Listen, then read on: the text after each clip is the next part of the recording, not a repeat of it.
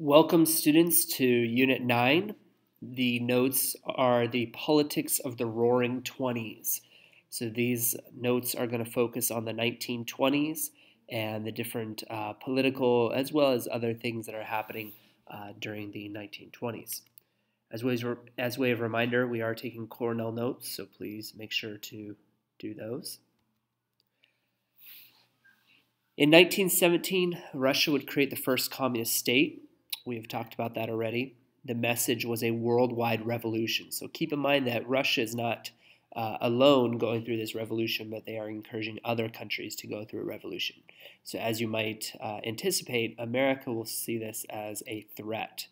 So the goal is to overthrow all capitalist systems and to abolish poverty. Again, we've talked about communism, and the idea is to make everybody equal, to eliminate poverty, eliminate rich, so everybody is equal. So in the U.S., the United States is going to have 70,000 people join this new Communist Party. So the United States is no longer going to be dealing with World War I, the Germans and such, but now we're going to be dealing with a new political threat which comes from Russia. Even though we were allies during World War I, and will become allies during World War II, there will still be this kind of Cold War that starts even at this point during the 1920s and will escalate during the 1950s and 60s up until the 1990s. So 70,000 people will join this new Communist Party, which will create some tensions in America. The Red Scare, as this is known as, is going to sweep the nation. There will be two time periods that are known as the Red Scare. There's the original Red Scare of the 1920s, and there is a 1950s Red Scare that is even larger than this Red Scare. Attorney General A. Mitchell Palmer removes the threat by creating the FBI, Federal Bureau of Investigation. It's kind of interesting how during World War I we had the enemy of Germany. Now that Germany is no longer the enemy, we are seeking a new enemy, and this new enemy is this Red Scare, the Russians, the communists, if you will. And so the FBI was really created to target or to eliminate this radical threat. That's the purpose of the FBI. Little warning sign of the FBI, as you can see right here. Don't repeat vicious rumors or vicious whispers.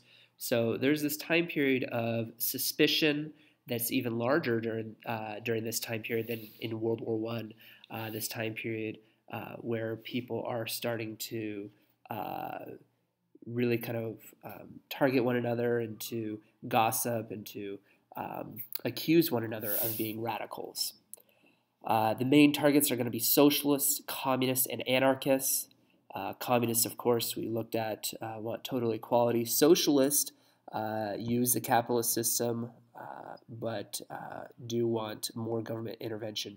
And then anarchists are people that want no government at all. And so, as the picture right here, you can see the immigrants are going to be the ones that are targeted as potential anarchists. A. Mitchell Palmer, he's going to charge a lot of people with conspiracy, but he really has no evidence. And this is why this is called the Red Scare, because there's this huge scare that happens that anybody could be a communist. But in reality, there's very little evidence of Americans here in America being communists. And so, unfortunately, it'll be kind of a witch hunt of sorts that will happen where people start accusing one another of being communists, as during the time period of Massachusetts when the original witch hunts in Massachusetts were happening. Famous witch hunt that happens here, Red Scare, is Nicola Sacco and Bartolome Vanzetti, known as Sacco and Vanzetti. These two were admitted communist radicals. They made no qualms about that. They definitely were communist radicals. However, they would be put on trial, and this would be one of the trials of the century. They are convicted of a double homicide. What's unfortunate is that they are sentenced to death despite no real evidence. So there's absolutely no evidence that really links them to this double murder, but because of their communist leanings, it's really a political move that's happening right here. So the FBI will arrest these men, conveniently targeting them with this double homicide that really doesn't, that they don't cause, and they will be sentenced to death. Actually, worldwide, many people protest this trial because of how there was really no justice that was happening during this trial, unfortunately. But these men were targeted as being radicals and eliminated conveniently through this trial. So we're going to have some post-war labor struggles. The United Mine Workers, they're going to win the wage increases for coal miners under John L. Lewis. The railroad porters under Philip Randolph are going to organize the first African-American union. So as you see right here, both the coal miners and African Americans are kind of at the bottom of the labor force. And so really these groups being able to have unions is a huge deal. So the United Mine Workers, mines in the ground, usually getting coal and other minerals, very disgusting job and dirty job. For the African Americans, they're oftentimes as porters meaning people that open doors, help with luggage, kind of those type of services. So these two groups gaining union recognition was a big deal. However, in 1919, Massachusetts steel strike will break out, and Boston Governor Calvin Coolidge, later President Coolidge, will put down this strike. And the reason that he puts down this strike is because this overall time period, unions were seen as un-American because they're hurting production. And so as the unions are trying to gain better working conditions, better pay, better hours, they are hurting production. And so the 1920s, you have to understand, is a pro-business time period where business is the most important, where production is the most important, the nation is the most important, not the individual as much. So these unions focus on the individual and protecting the individual, while most of the presidents and governors are putting down those strikes. So businesses start to assault labor unions by creating something which is called open shop, which means that anybody can work for the company. You don't have to be in a union to do that. This really would end up hurting the unions and union membership. Also, yellow dog contracts. A lot of businesses would have their employees sign something that says that they will not join a union. So these two things really hurt a lot of the union membership. So much so that unions really are largely unsuccessful during the 1920s. Union membership drops from 5 million to 3.5 million. So if you remember, during the Progressive era, union membership was a up-and-coming thing to protect workers and such. Even until the World War I, you have this progressive movement to protect workers, unions, and such. But really, during the 1920s, we start to get away from those unions and we start to focus on production and such. So unions will start to decrease. Welfare capitalism. This employees rely more on the corporations they work for than the government or unions. So with normal welfare, people rely on the government for help, for a safety net, or through the unions. And so this welfare capitalism being less government, laissez-faire, hands-off, less government, what happens here is that the employees rely more on the corporations.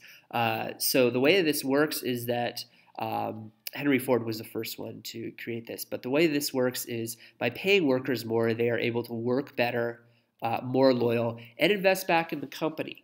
And so instead of the government raising taxes on corporations to provide welfare for the people, instead these corporations provide welfare themselves. And this is really glorious time period. This is really a great concept where it's the businesses that are providing and helping the employees versus going through the bureaucracy of the government. And so if we could kind of come back to this time period even today, I think that our economy, and many people believe that our economy would be a lot better as the corporations provide for their workers. Such things as sick leave and healthcare and vacation time, those things that are provided by a company that you work for, that's the system of welfare capitalism. More isolationist America. During the 1920s, Republicans are going to win a landslide victory. President Warren G. Harding, he's elected due to his pro-war or pro-America and pro-business policies. As you can see in the bottom left corner, America first was the idea, law and order.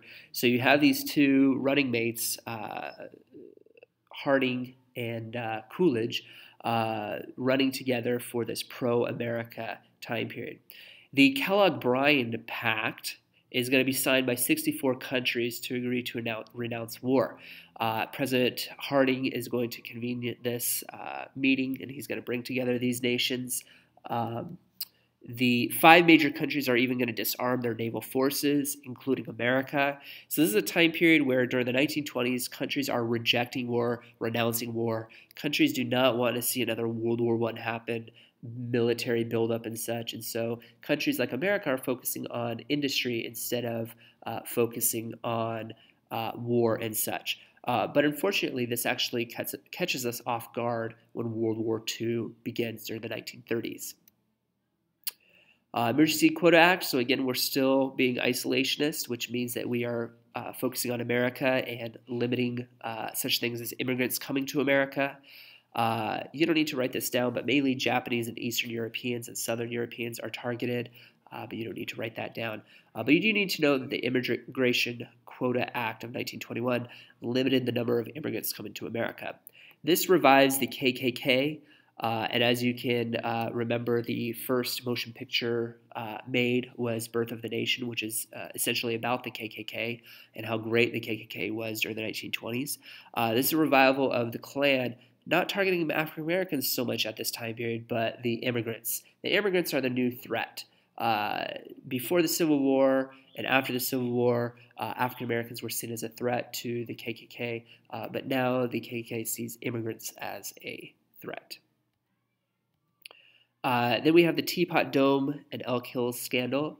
This is where the Navy is going to no longer need the oil reserves that they had during World War I. And so they're going to secretly sell these to major oil industries. The government is. And this would not be a problem if this was made known to the public and if nobody profited off of this. But the Harding administration actually is involved in these kickbacks, and they actually profit off of this oil industry. This is never revealed until after Harding's death, so we'll never know if Harding actually knew about this. He probably did it because he wasn't that hands-on on his government and such. But the fact that this did happen would tarnish his legacy. And so these kickbacks and these secret profits that these politicians are making would be a very big problem and create a scandal and a hearing that would put people in jail. President Harding is going to die due to a heart attack. No pun there. The sixth president to die in office, so he becomes a part of a legacy in America of other presidents that have died in office.